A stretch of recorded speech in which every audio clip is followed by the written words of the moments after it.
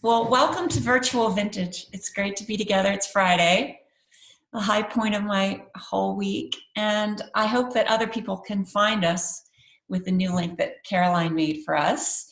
And so I'm glad Katie's here too. And you said you sent an Emma email out, Caroline? Yeah, I can't hear you, but. I just sent it to everyone. Okay, perfect. So people will kind of trickle in as they do, and hopefully will find us on Facebook. And I am recording, so feel free if you want to turn off your camera or your video or whatever, like Christy's being anonymous because she's in and out of the room. And I am recording, so we'll be able to have people join us later and enjoy this conversation with us together. All right, well, I'd like to start with a prayer. This is from a really wonderful prayer book called A New Zealand Prayer Book. And this is a prayer for the season of Lent. Maddie, yay. Hello. You found us. I did, yeah. I was trying to hop on the old link, but yeah, so are we. But anyway. Nobody ever accused me of being a technical genius. So we're starting with a prayer from the New Zealand Prayer Book. Jesus, our only Savior, you renounced the way of ease for the way of truth and life. Draw us to seek God's kingdom, whatever the cost, for the sake of the true treasure in heaven. Praise and glory to you, Jesus Christ, our Savior, for you do not call the righteous, but us sinners to repentance. You draw us away from the easy road that would lead to our destruction. You call us instead to seek God's kingdom, to strive for what is right, and to lay up our treasure in heaven. Faithful God, in this communion, you increase our faith and hope and love. Lead us in the path of Christ, who is your word of life. God of our pilgrimage, we have found the living water. Refresh and sustain us as we go forth on our journey. In the name of Jesus Christ, amen. Well, it's good to be together from far and near. I'm really excited to be with you all today. It's fun to see people who have tracked us down. You're the brave and persistent crew. Feel free again to join with your audio on, with your audio off, with your video on or off, whatever you're comfortable doing.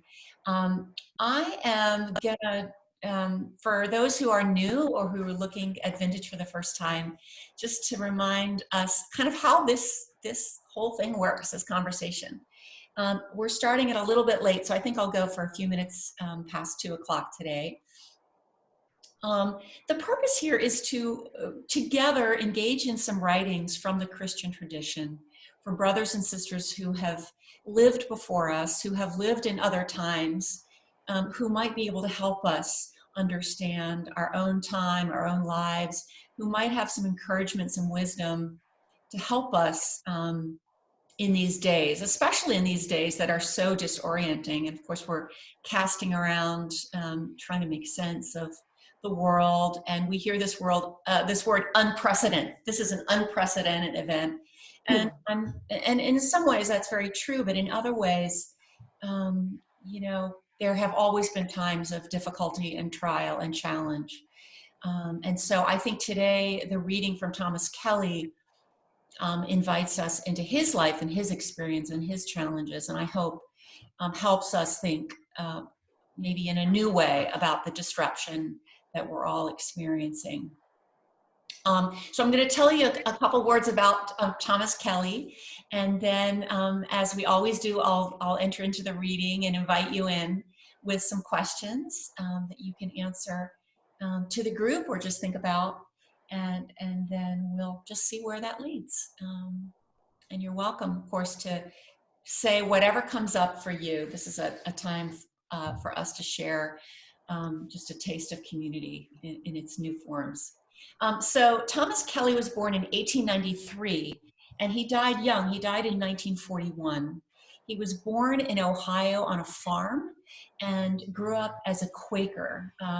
And the Quaker community in Ohio at the time was very focused on the Bible, on Christ, very sort of evangelical flavor of the Quaker tradition. He was described by his family as a boy who laughed with rich, hearty abandon of the wind and the sun upon the open prairie. I love that image. And today in Charlottesville, it's incredibly beautiful and breezy and blue in the sky. During his lifetime, you think about being born in 1893, all the things that he saw in the world. He witnessed the advent of Henry Ford's Model T car, the spread of the telephone, the devastations of World War I. And of course, he lived through the Spanish flu that we're hearing of now. And he lived through the Great Depression. He lived deeply into World War II. So many, many periods of global upheaval. Thomas Kelly left the farm to study, and his spiritual convictions of his Quaker childhood gave way to a real passion for science. He studied chemistry in college, and as a young man, he felt that the faith of his childhood and the science of his new college experience, that these two experiences were irreconcilable. And I know that that experience is not unfamiliar to many who go to college and leave their churchy childhood to pursue science, and he studied philosophy. He did keep up this Quaker tradition of pacifism, and a pacifism that is engaged. He traveled to England during World War I and volunteered. He served with prisoners of war in England. He returned to Berlin in the Second World War and served German prisoners of war there. So I think it's very interesting that his religious tradition really pushed him and encouraged him in a life of activism in the world. He ended up teaching Eastern and Western philosophy at Earlham and Haverford colleges. He traveled, he was an anti-war activist, and he continued this rebellion of what he described as the churchliness of, or the institutionalism of the self-consciously religious. So I think if you had talked to him as a young man, he might not have described himself as religious in the sense that he had been brought up with. Now in 1937, a real event that disrupted his life in a significant way occurred. He had already earned one doctorate and he was teaching, but he had written a second dissertation for Harvard University. And he had done everything but the oral defense at Harvard, and he traveled to Cambridge, to Massachusetts, to defend his dissertation. And he was standing up in front of the defense committee, and his memory failed him utterly. He had what sounds like, an anxiety attack, a complete blank. He couldn't speak about the dissertation. He had no idea what it was about. And the professors on the panel failed him and denied him the chance to defend again. And so he returned home. He had always suffered chronic financial problems. He had always had physical ailments. Issues of stress and mental health were familiar to him. But this event of failing his doctoral dissertation at the very last moment just completely destroyed him. And he was disabled by despair and depression. He went to bed inconsolable. And then something happened. His son actually describes an experience that he had in which he quoted, "A change was wrought within the very foundation of his soul." Kelly was shaken by what he called the divine presence. And he described this as something I did not seek, but which sought me. And for the first time in his life, out of this despair, Thomas Kelly experienced mercy, of God's love. And he began to tell people over and over, I have been literally melted down by the love of God. I have been literally melted down by the love of God. And so this whole new experience of spiritual life became real for him. And I think it's just so fascinating and interesting that in his lowest moment, he experienced this love of God. And from there on, he began to write completely new philosophy, completely new writings. And he had a completely new life orientation. So Thomas Kelly wrote this little book, which I have. It's called A Testament of Devotion.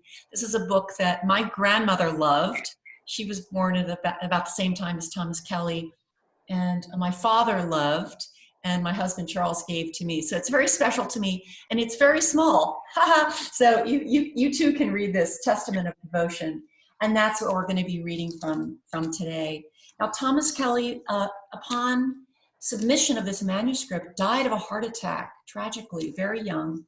But this book continues as a devotional classic, and I think it's unfamiliar to many of us, but I recommend it to you, especially given his biography, because you'll see as we read the text together, it's very poetic, it's very beautiful, it has this kind of mystical flavor, and I think it's easy to dismiss it as just beautiful writing. But when you think of what it came out of, I think it means a lot more. I mean, it really does to me too. So that's Thomas Kelly. The PDF of this reading is on the website on the theologicalhorizons.org/vintage page. So you can always print it out and follow along. But as we always do, I'm going to read the passage to you, and then we're going to pause along the way to offer an invitation to you all to respond with whatever comes up. And I did promise you, Ginger. Let me see if I can move my screen. I don't know. Can you see Ginger out there? She's in the sunshine with Nan. And Charles is, you can see, way more than 6 feet away from them at a safe distance. But anyway, Ginger bailed on me for the sunshine. But anyway, maybe next week she'll choose me. All right, so Thomas Kelly in the reading is going to begin with a phrase. He's going to say, the problem we face today is this. So before we hear Thomas Kelly, his answer to the problem we face is this. I'm interested to know, if this were your writing prompt, how would you finish this sentence? So this is an invitation to the group. The problem we face is this. What might you say?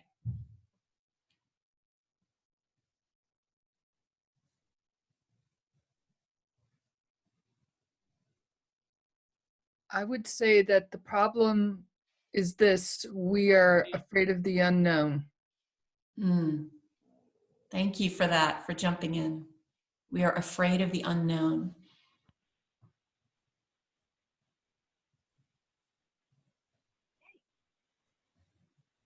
Any other thoughts?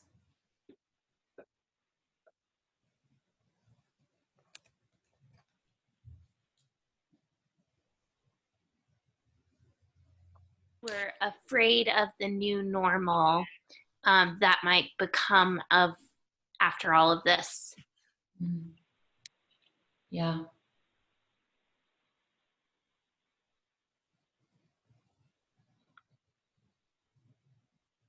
Other thoughts about the problem we face?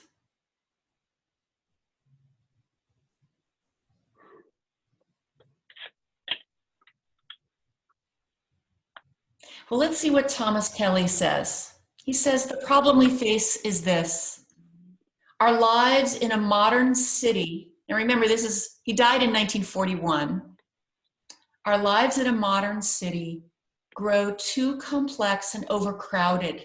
Even the necessary obligations that we feel we must meet grow overnight.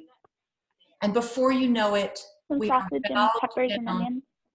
with burdens, crushed under committees, strained, breathless, and hurried, panting through a never-ending program of appointments. We are too busy. We are too busy to be good friends to our friends, with no time at all to be friends to the friendless. In frantic fidelity, we try to meet at least the necessary minimum of calls upon us, but we're weary and breathless, and we know and regret that our life is slipping away without our having tasted so little of the peace and joy and serenity we are persuaded it should yield to a soul of wide caliber. The times for the deeps of the silences of the heart are so few. So the problem we face today is this, overcrowding, complexity. What problems did you hear in there that you resonate with right now in your life? Were there any words that really popped for you? I really like the no time at all to be friends to the friendless thing. I think that's always a problem, but I think right now in particular, I'm thinking a lot about like how do we help people that both are vulnerable and that like we really can't be in contact with. Like we have our friends who we're in touch with, but how do we reach out to people that we're not normally in touch with, and particularly those who are vulnerable right now? Yeah, thank you.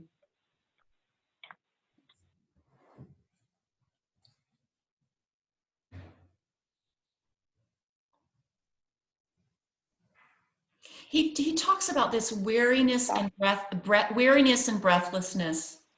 Has this, I'm assuming that we're familiar with this feeling of weariness and breathlessness, but I wonder during this current time and setting of distance, whether you feel less of that or more of that. Like, how does your sense of this kind of busyness and obligation and crushing committees, has that changed for you in any way, or does it feel the same? I'm interested to know about your just daily experience with these things. I think it's kind of like cognitive dissonance, because I feel weariness, but it feels like it's not justified in the way that it was before, because my days objectively are much less full in terms of responsibilities and activities to go to, but I still feel this kind of like fatigue just from like daily life in this new reality, but it's a different sort, so it's harder to place, I think. Yeah, thank you for sharing that.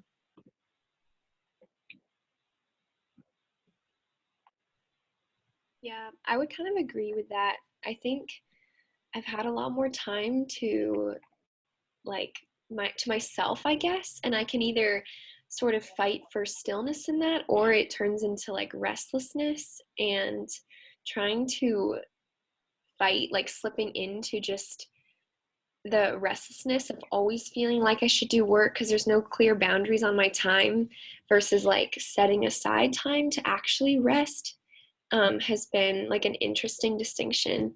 And I also feel still the pressure of like I need to call a million friends every day and check in on them. But it's kind of emotionally exhausting to only be talking with people all the time because there's no like physically doing stuff together. So that's been very interesting. Yeah. Thank you for sharing that. Jessica in the chat box says, in a way, I feel like my life has simplified. Well, let's continue with Thomas Kelly. Thank you for sharing personally like that. Now, he goes on in a way that I think is pretty interesting and challenging to me. He says, we are giving a false explanation of the complexity of our lives. We blame it upon the complex environment. Our complex living, we say, is due to the complex world that we live in, with its radios and autos. No. What year it is. No. Which give us more stimulation per square hour than used to be given per square day to our grandmothers. We Western people are apt to think Our great problems are external, Are environmental. you kidding me? Oh, hey, Elizabeth. Was Hi. I on mute? Yeah, you're Hello? not on mute, but I mean, we love having you. So just a little heads up before you start talking about me. No. Okay, he says, we Western people are apt to think our great problems are external, environmental. We are not skilled in the inner life where the real roots of our problem lie. The true explanation is an inner one, not an outer one. The outer distractions of our interests reflect an inner lack of integration of our own lives.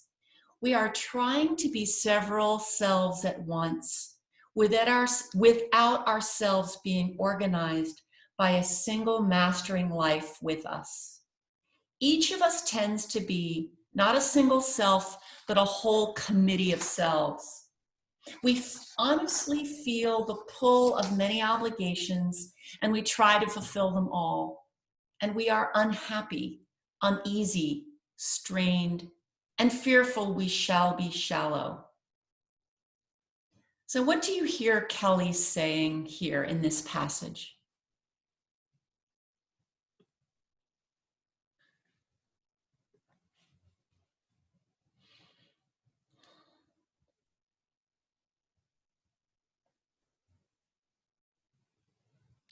To me, I feel like he's spot on in terms of the many hats that we wear in our lives, and that's where the complexity lives, is probably some overlapping the other, and certain roles taking priority over the other. Like, for example, in my life, I'm a mom and a wife and an employee and a friend and a daughter, and all of those specific hats are really complex. And in some ways, I feel like, especially now related to what's going on right now, we're asked to really prioritize a few. And I think by being stuck at home, it's really whatever you're able to focus on at this time, that's what you prioritize. And it might be different for someone with a full-time student perspective. I'm a part-time grad student, but a full-time employee of the university. So for me, my top two priorities have been my family and my own health, which I put together, and then working remotely. And that's about all I have time for with a 1-year-old at home. So Yeah. Yeah, I think that committee of selves image is really apt for you. It sounds like. Yeah. Any other thoughts about this? What you're hearing from Thomas Kelly?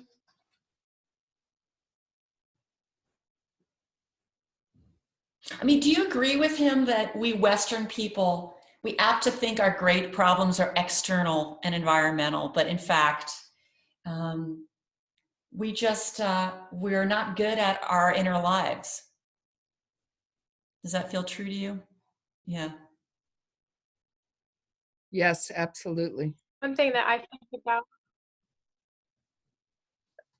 one thing that I've been thinking about is the story that we tell ourselves, and the reality. There's a lot of confusion about what is the real story going on in the media and in our own lives. And so I think it is very easy to, like he says, to tell a false story and to be able to say that the problem with our understanding of reality is on the outside and the information we're getting versus the truths that we know that remain true regardless of our external circumstances, and how we can carry that into whatever challenges or struggles that we are facing in this time. Thank you for that. Yeah, what's the real story and who's telling it? You know, who's telling the story of our reality and who we are and who God is and how the world is? Well, let's continue with Thomas Kelly and this sense of connection between our inner and outer distractions. He says, "For over the margins of life comes a whisper a faint call, a premonition of richer living we know we are passing by. We have hints that there is a way of life vastly richer and deeper than all of this hurried existence, a life of unhurried serenity and peace and power. If only we could slip over into that center, if only we could find the silence that is the source of sound, where no as well as yes can be said with confidence. He goes on to say, there is a divine abyss within us all, a holy, infinite center, a heart, a life, who speaks in us and through us to the world. We have all heard this holy whisper at times, but too many of us have heeded the voice only at times. Only at times have we submitted to his holy guidance. We have not counted this holy thing within us to be the most precious thing in the world. And under the silent, watchful eye of the Holy One, we all are standing, whether we know it or not. Many of the things we are doing seem so important to us. We haven't been able to say no to them because they seem so important. But if we center down and live in that holy silence that is dearer than life, and take our life program into the silent places of the heart with complete openness, ready to do, ready to renounce according to God's leading, then many of the things we are doing lose their vitality for us. Let's pause here and listen. Were there any phrases or sentences that describe your own experience, or any idea here that's really speaking of your sense of reality or of God?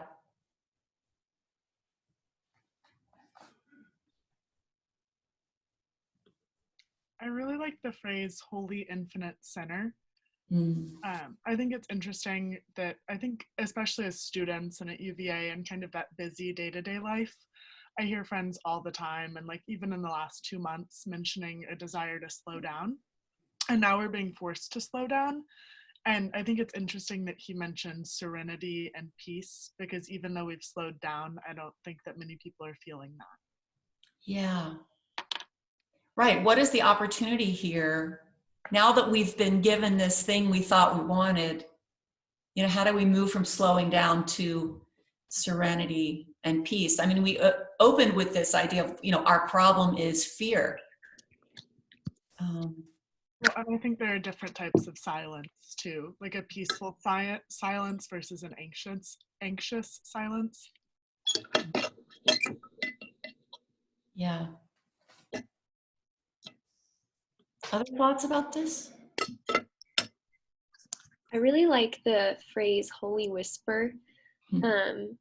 Just that idea that like certain moments and things feel very like transcendent, and like it's really hard to put into words, but I definitely feel this sometimes, like when I'm outside or I just witness something that's really beautiful, and there's just something about like its nature that points me to God and points me to the fact that we are not just, you know, like creatures placed here by accident.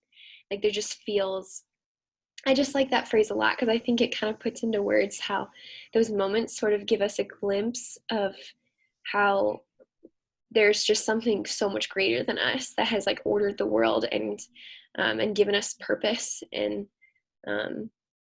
yeah, I guess, I don't know if that makes sense, but it does. Thank you.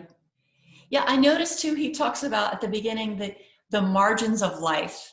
Like I'm fascinated by so much of his language is so unusual to me, coming from my own tradition. Over the margins of life comes this whisper, a faint call, a premonition of richer living. You know, like how often have we had that, what seems to me like a feeling like, oh, there's got to be more than this, or there's this richer living that we're passing by. Like, how do we access this deeper serenity, peace, power, if only we could slip into that center? So Christy, you're saying that in nature, or sort of in these moments in the created world, that you feel like you're kind of entering into that space. Yeah. Any other experiences of like how you get there, or what you've been feeling about this richer life?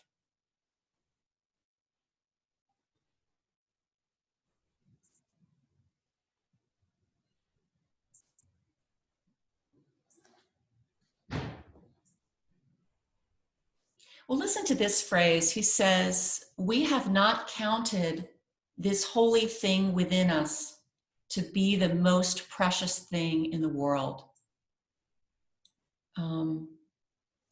What gives other things in our lives so much power over us that we count them so much more important than this holy thing?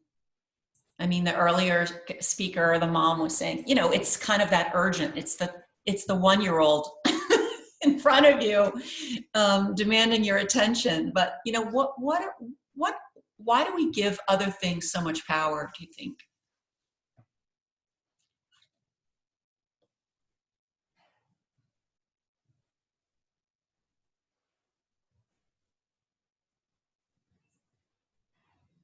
I think it's a sense of control, and we really like to be able to control our environment. And actually was reading a devotional a couple nights ago in Jesus is Calling, and it touched on this about really trying to practice mindfulness about letting go and giving it to God. And I think that's why we sometimes miss the mark and prioritize things that could naturally be prioritized if we just focused on our spiritual life and our relationship with God. And I think it's really just a battle of our control versus God's control. Thank you for that. Any other thoughts about that?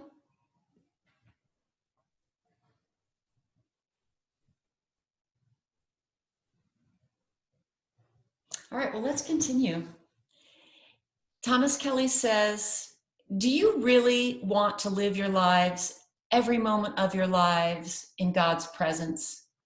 Do you long for him, crave him? Do you love his presence? We have too long been prim and restrained.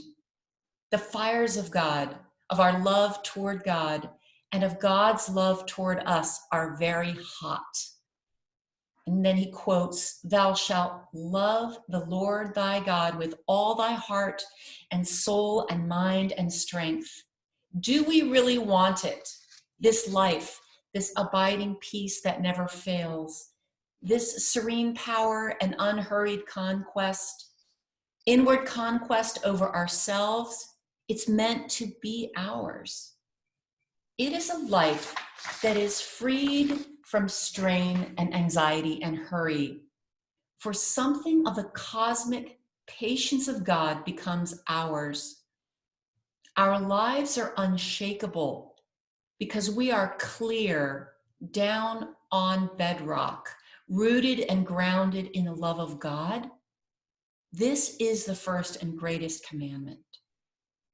Do you want to live in such an amazing divine presence that life is transformed and transfigured and transmuted into peace and power and glory and miracle? If you do, then you can. We find time for what we really want to do. I am talking about a revolutionary way of living, he says. Religion isn't something to be added to our other duties and thus make our lives yet more complex. the life with God is the center of life, and all else is remodeled and integrated by it. It gives the singleness of I. There's a lot here, but what I notice, he's saying religion isn't something to be added to our other duties and makes our life more complex, but it's life with God is the center, and everything else is remodeled and integrated, which I think we've already heard, from the group, that it's a reorientation. Do you agree with him that, if you really want it, you can have it? Is it that simple? What do you think?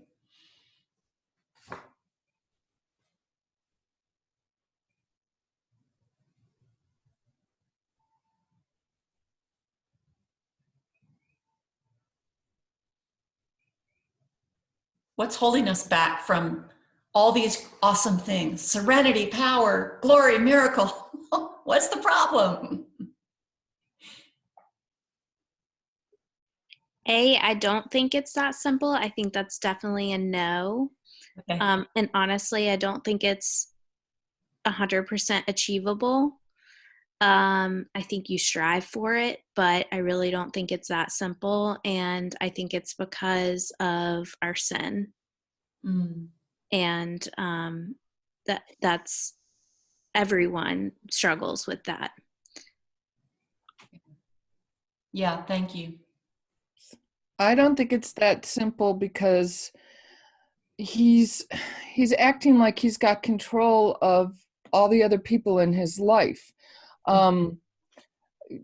We met last summer. I don't know if you remember me, but I just found out that after 28 years, my husband wanted a divorce. That changed everything. So no, I haven't had serenity. I've tried, and I have moments of glory. But no, there's not going to be a real serenity till I can close that chapter in my life. So I'm trying. Thank you for sharing that personal perspective.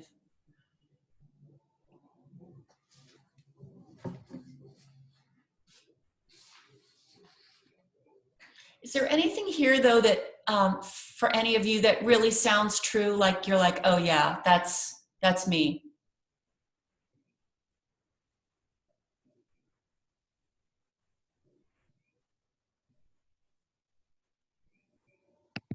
I think it kind of leaves out the idea of suffering a little bit, and specifically in the phrase where he says, "This serene power and unhurried conquest, inward conquest over ourselves, it's meant to be ours." I don't know if I fully agree with that phrasing of inward conquest over ourselves. I think that is only meant for the Lord in many ways. And like, I think I'm hearing, I think that this is like a very happy and serene passage, but I don't really think that it accounts for suffering and for trials that much, because I think the Bible doesn't say that you will live in serenity and not have any challenges. It says that even in your challenges, Jesus is with you. And I think that, I don't know, to me, this sort of sounds like once you accept this, everything is magically sort of better. But I don't think that's realistic, as much as like struggles. Thank you for adding that.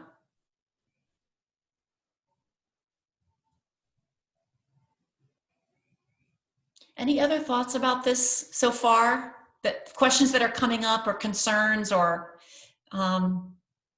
things that are helpful?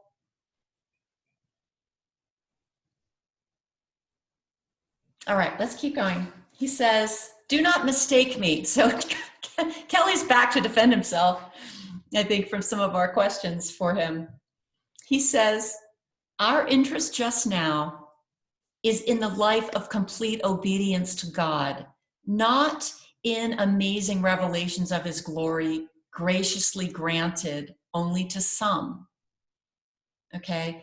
Again, he says, our interest just now is in the life of complete obedience of God, not in the amazing revelations of his glory, graciously granted to some. States of consciousness are fluctuating. The vision fades.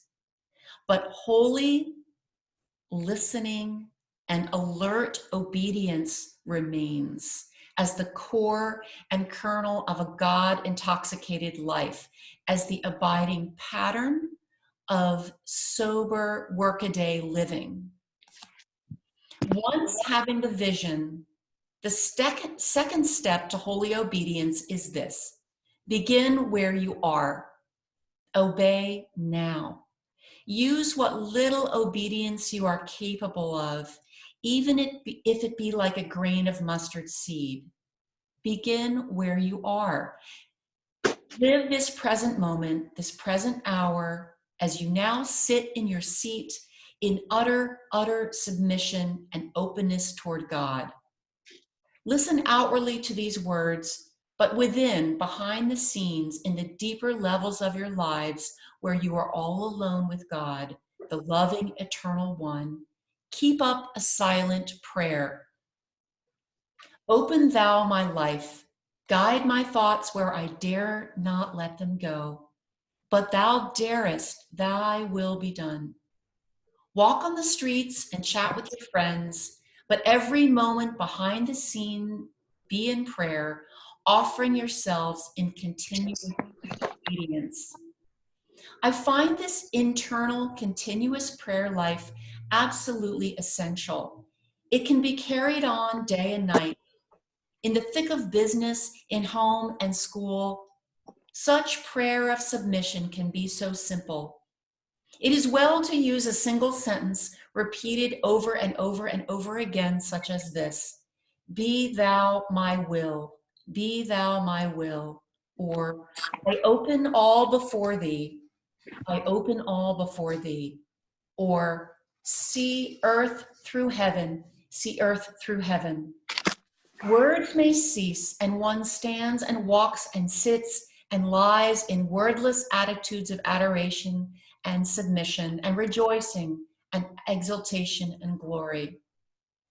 A third step in holy obedience, or a counsel, is this: if you slip and stumble and forget God for an hour and assert your old proud self and rely upon your clever wisdom, don't spend too much time in anguished regrets and self-accusations, but begin again just where you are. And then he gives us one more bit of advice. A fourth consideration in holy obedience is this: don't grit your teeth and clench your fists and say, I will, I will. Relax, take hands off, submit yourself to God, learn to live in the passive voice, a hard saying for Americans, and let life be willed through you. For I will spells not obedience. I think this passage adds a whole different sort of aspect to Kelly, where we're moving from, glory and miracle and serenity to kind of like how to get through your day. Did you hear anything there that felt helpful to you, or something that you might need?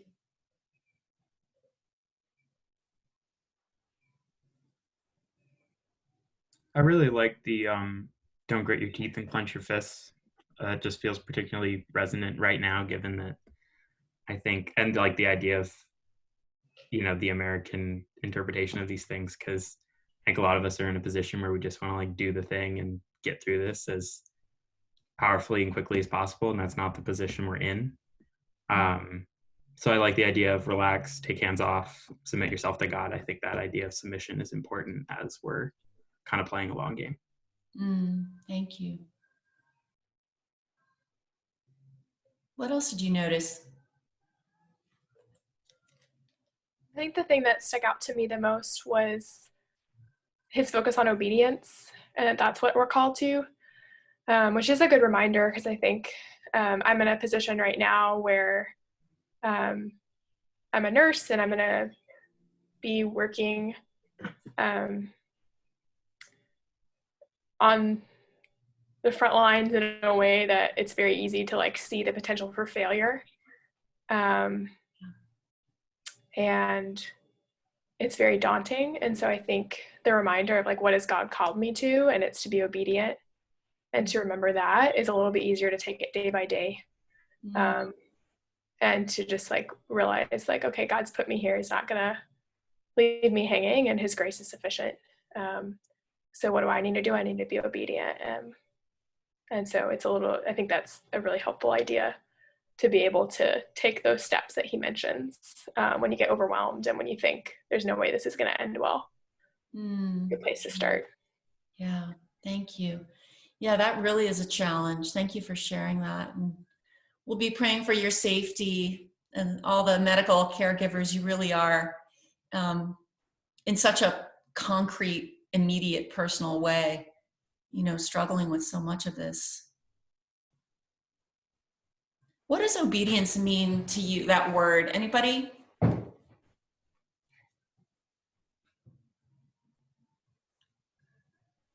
I mean, this isn't a comprehensive answer, but the psalm that I read today was like, actually, no, I think it's in Isaiah, where God says, my thoughts are higher than your thoughts, and my ways are higher than your ways. And I think it comes back to this idea that like the God that we believe we were created for, the rule of goodness that God has made, and therefore, even though it might not look like what we desire or thought it would look like, just our whole lives are to be us continually asking God where he would lead us and what his scripture has to say about our decisions, and how like even our wisdom is supposed to come from a fear and a respect and a knowledge of God.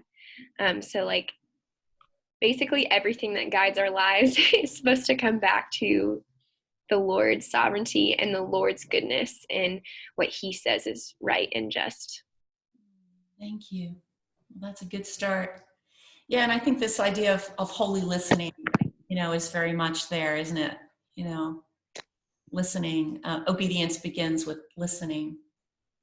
Well, let's continue. As I said with Thomas Kelly, you know, he talks about living life in the passive voice, which is not something, you know, as Americans, he says, that we're comfortable with. And of course, I think if somebody says to you, you know, you're so passive, that is never a compliment. But he's actually inviting us into a life of living in the passive voice, a life of listening, a life of response. But he was not passive. He was engaged in serving others. As I said, he was working with prisoners of war in London. He was back in Berlin. He was active against the war, against injustice. And so his whole life was, you know, when you read a lot of these passages, it sounds very sort of mystical and separate, but his mysticism and his spirituality was completely framed by a very busy and active life of sacrifice. And I think that is important, again, to keep his biography in mind as we read these words. So his inner life was very part of an active life.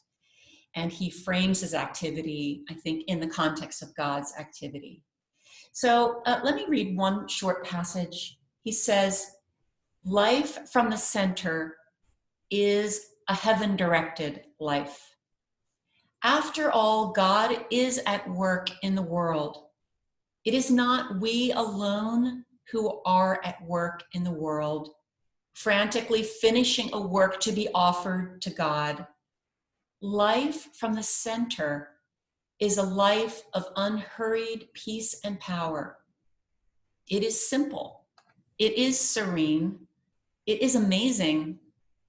It is triumphant. It is radiant. It takes no time, but it occupies all our time. And it makes our life programs new and overcoming. we need not get frantic. God is at the helm. And when our day is done, we lie down quietly in peace, for all is well. Like, what? I mean, my question to us is like, if we really believed that and really experienced that, what would our life be like? What would this day be like to think, tonight when I lie down, I can lie in peace, for all is well. You know, Hannah, when you come back from your shift at the hospital, to experience this life from the center, you know, the heaven-directed life, and to feel that existential experience of simplicity and amazement. So my hope for you, friends, is that that we might experience a taste of this. And I think even Kelly, before we read his last words, he says, you know, the vision fades, and begin where you are, and know that this sense of serenity and triumph, you know, it's not a constant state of being. And we know this because he had so many personal struggles of his own. And yet there is this vision at the margins of life that's the true story, that God's presence and love and reality is the center, whether we kind of experience it or not. So, you know, how do we return over and over to listen for this life, and to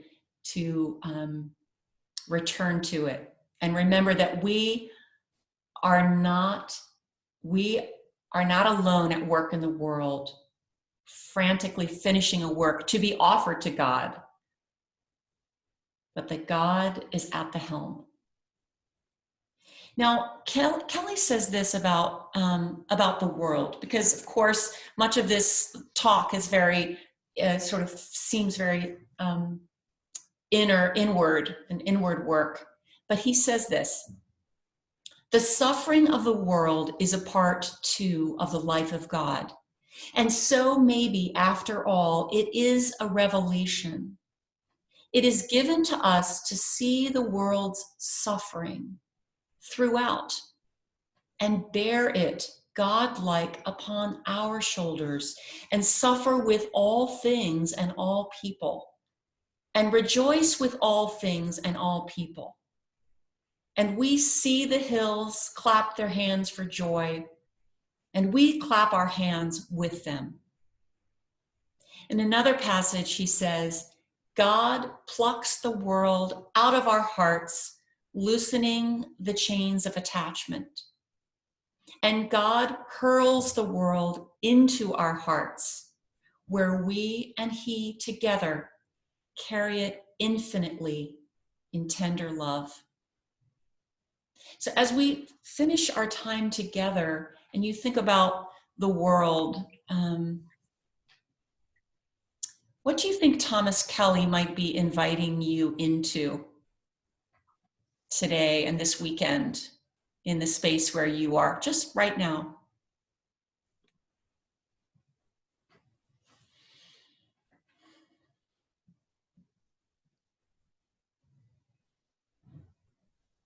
I'm sort of an interloper here, member of the community who got your email, been on your email. No, our motto is all are welcome always, so. Well, thank you. But what I'm hearing him say is,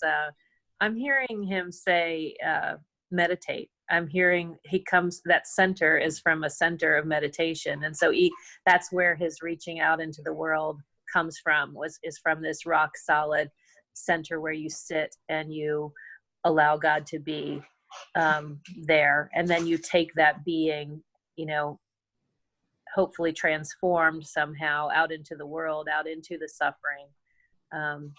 That's what I'm hearing. Thank you. We're glad you're here. Thank you.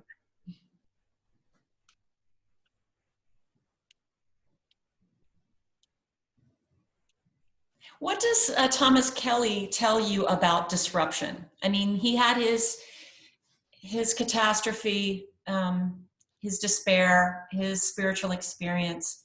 Is there anything here that you think is just helpful, particularly for this moment for you, in his, either in his story of his life or in his words?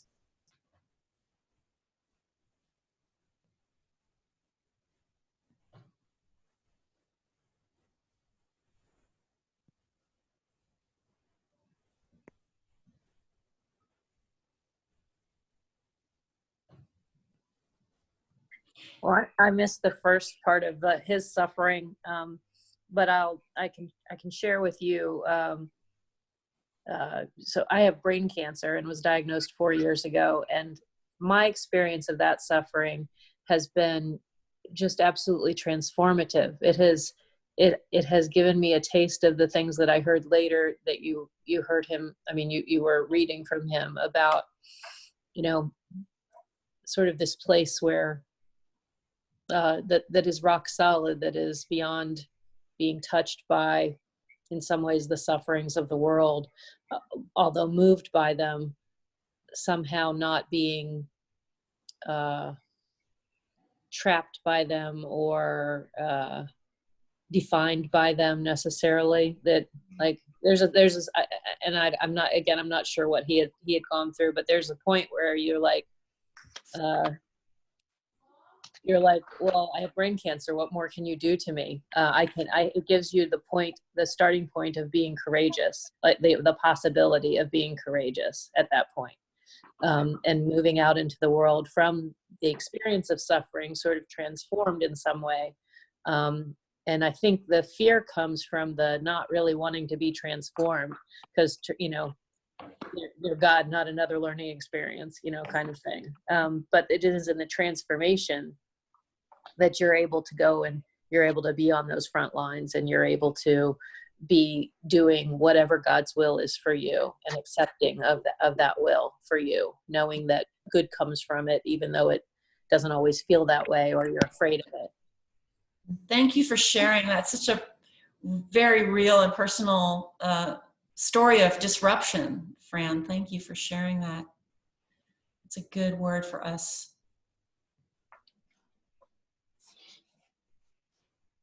Well, as we go and close our time together, I have a prayer, a poem from Jan Richardson, who's a poet and a wonderful painter. And I came to me through email, but I would invite you to check out her website, janrichardson.com. And she's just really extraordinary. She's had some suffering of her own. She lost her husband to death recently. But I felt like this was a prayer for now, but also is a prayer that Thomas Kelly would approve. So I'm going to read it twice and take a few moments for silence in the center. Okay, this is called Blessing in the Chaos. To all that is chaotic in you, let there come silence. Let there be a calming of the clamoring, a stilling of the voices that have laid their claim on you, that have made their home in you, that go with you even to the holy places, but will not let you rest, will not let you hear your life with wholeness or feel the grace that fashioned you. Let what distracts you cease. Let what divides you cease. Let there come to an end to what diminishes and demeans, and let depart all that keeps you in its cage.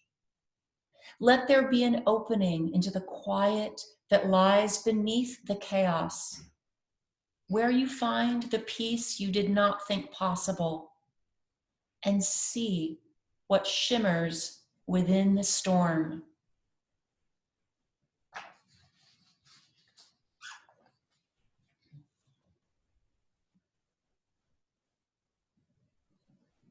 To all that is chaotic in you, let there come silence.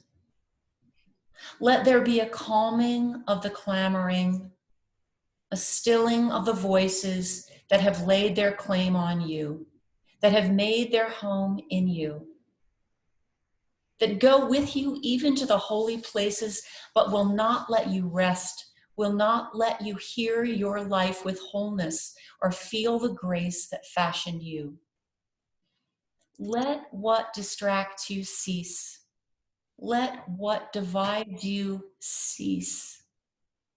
Let there come to an end to what diminishes and demeans, and let depart all the things that keep you in its cage.